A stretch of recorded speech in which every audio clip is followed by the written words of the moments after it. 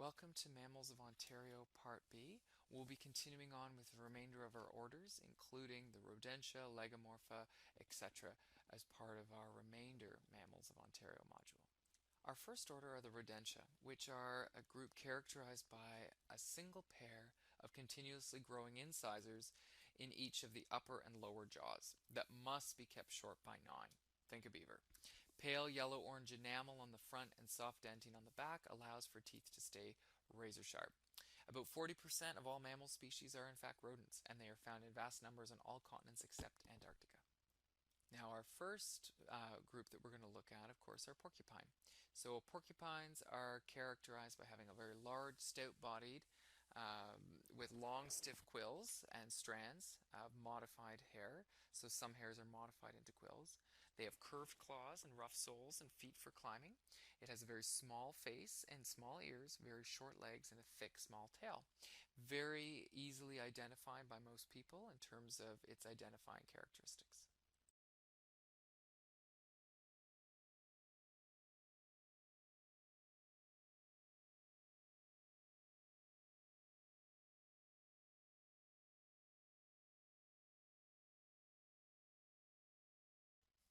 The Norway rat is usually synonymous with human habitation.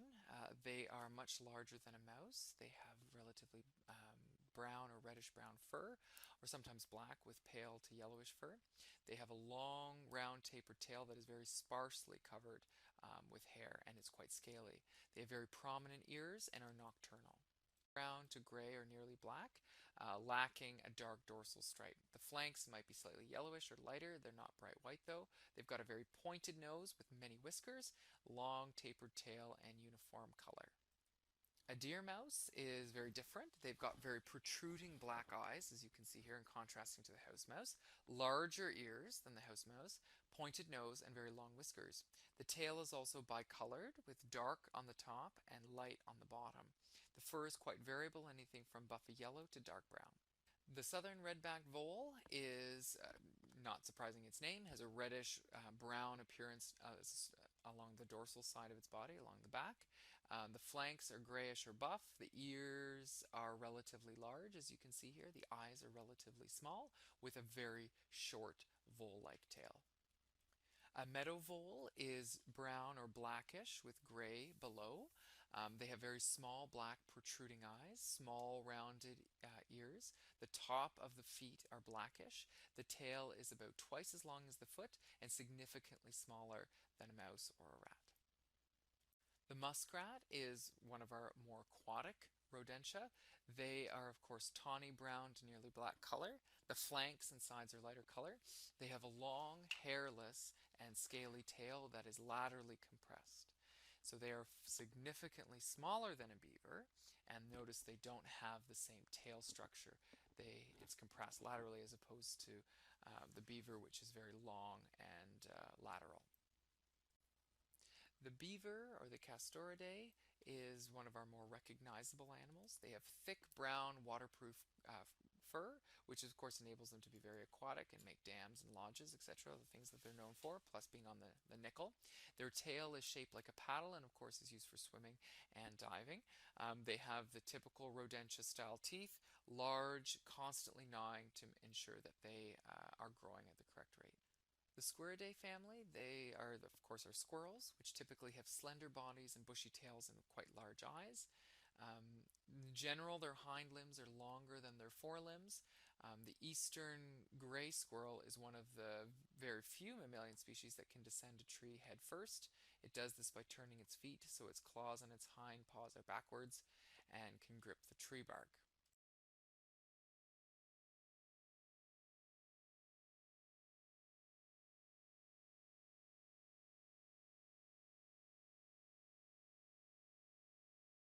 The eastern chipmunk looks, of course, like a very small, striped reddish-brown squirrel with a white belly.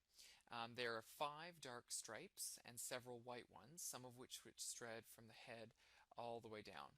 Males and females look very alike. The front feet have four toes, and the back ones have five toes. The least chipmunk has some very defining features that differ from the eastern chipmunk, notably the eye stripe. So if you look here carefully, the stripes on the eastern chipmunk didn't go across the eye, and the least chipmunk they do. So the eyes have a striping pattern. They have a central stripe from head to tail.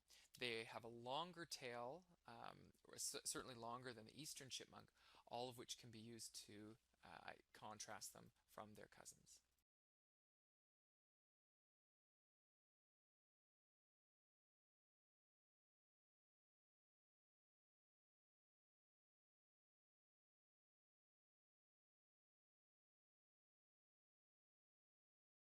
Franklin's ground squirrel is, of course, one that, of course, not surprisingly inhabits the ground. Generally, it's gray but has lighter underparts. It's got a very long, bushy tail, which is tanny to olive color. One thing to note is the whitish eye ring that you can see present around the eyes of this particular species. The red squirrel, certainly a characteristic and easily recognizable animal. Clove reddish brown coat, certainly more red towards the back and along the tail. Very bushy, very prominent white eye ring. The bushy tail also has black furs as well as red furs. There's a black longitudinal line on the sides which separate the dorsal and ventral colors, the dorsal being the reddish brown, the belly being white. The eastern gray squirrel has two color morphs, the black and the gray. In fact, these are the same species and they will overlap in ranges. So you'll see gray and black squirrels racing around chasing each other. They are in fact all the same species. And they are, so we say, the black being more common, however the gray certainly being abundant as well. The fox squirrel has three color phases. However, only the rusty orange phase occurs in Ontario and specifically on PE Island, so one of the very small range. The long reddish hair, reddish tail hairs, reddish ears are characteristic of this species. The southern flying squirrels, which is sort of inaptly named as they can't fly, instead they rather glide. They have two furry membranes called patagia loosely stretched between the wrists and the ankles. They act as a parachute to support them while they're jumping from tree to tree or diagonal from branch to branch. The southern flying squirrel generally has a gray coat with a cinnamon highlight. They're about the size of a chipmunk, and the undersides of them are completely white. The northern flying squirrel, which of course occurs in most northern parts of Ontario, they are normally brown on the back with white on both the belly and the bottom sides of its furry membrane.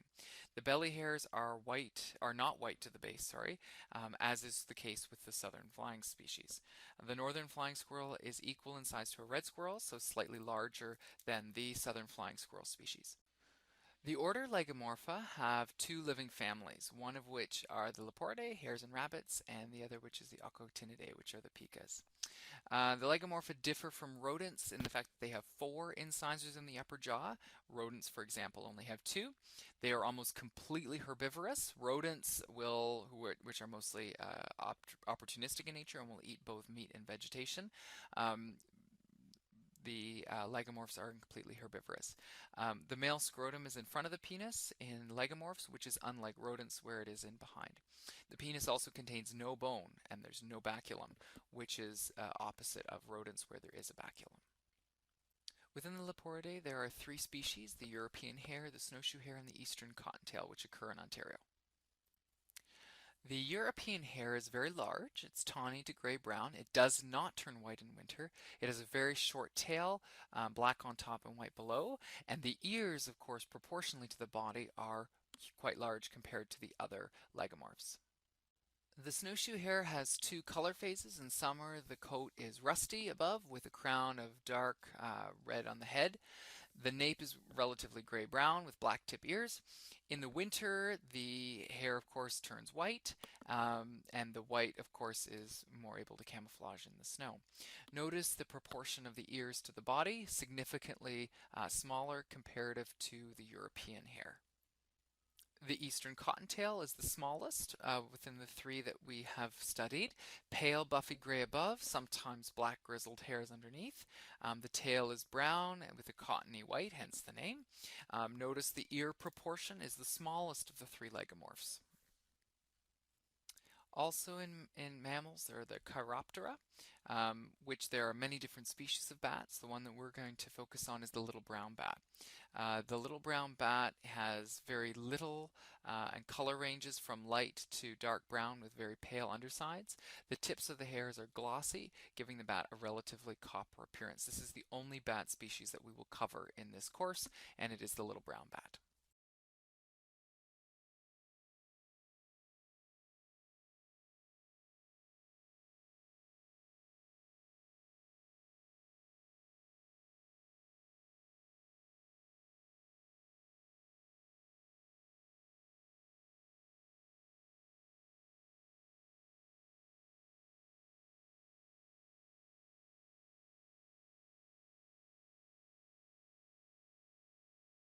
Our final order is the Insectivora, and although, which are moles and shrews in this group, are not all strictly insectivorous, insects are a very important part of the diet. Moles, by and large, are subterranean. They live underground in the darknesses of the tunnels. Shrews generally live on the surface of the ground and occupy burrows only for resting and sleeping. So our first species is the star-nosed mole, which is in the family Talpidae, or moles. There's 22 tentacle-like projections in the ring around the nose. Of course, these are very sensitive for detection of vibration, etc., under the ground. Their nose is pink and fleshy. Their fur is quite black. Their tail is very long and hairy, and you see they have very modified forelimbs for digging.